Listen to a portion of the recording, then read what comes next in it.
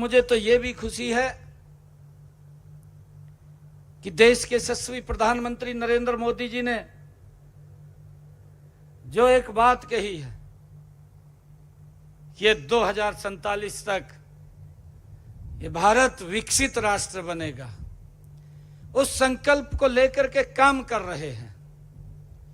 दिन रात देश को आगे बढ़ाने में लगे हुए हैं।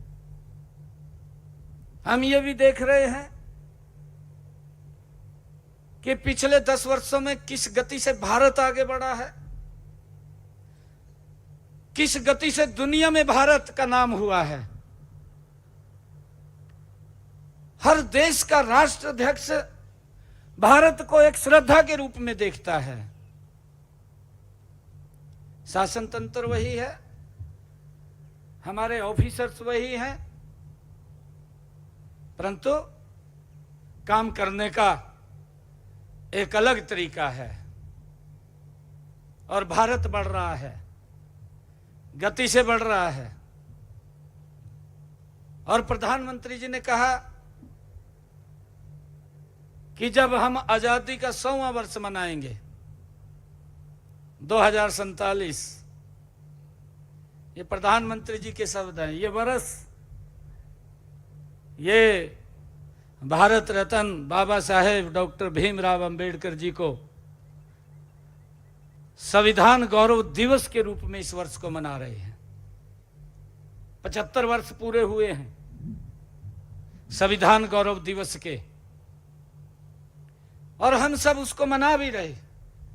पूरे वर्ष उसके कार्यक्रम चल रहे हैं। आदरणीय प्रधानमंत्री जी ने एक पूरी रचना योजना बनाई कि ये देश बाबा साहेब के उस संविधान के अनुसार आगे बढ़े, और उन महापुरुषों को भी हम याद करें जो हमें कुछ दे करके गए हैं,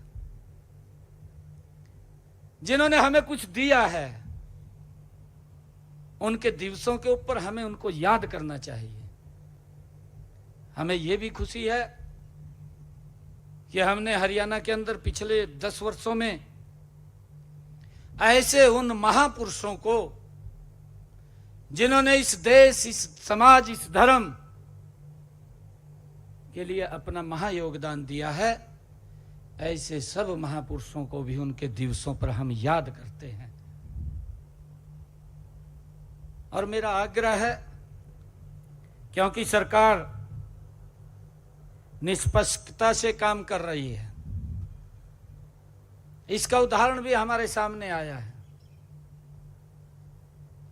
अभी एक बैच पीछे हमारे एससीएस अधिकारियों का वो निकला था, ट्रेनिंग करके आए, तो मैं उनके बीच में चला गया। तो वहां भी मैं पूछ रहा था, उन एससीएस अधिकारी जब ट्रेनिंग करके और ड्यूटी पर जा रहे थे, तो उन्होंने भी अपना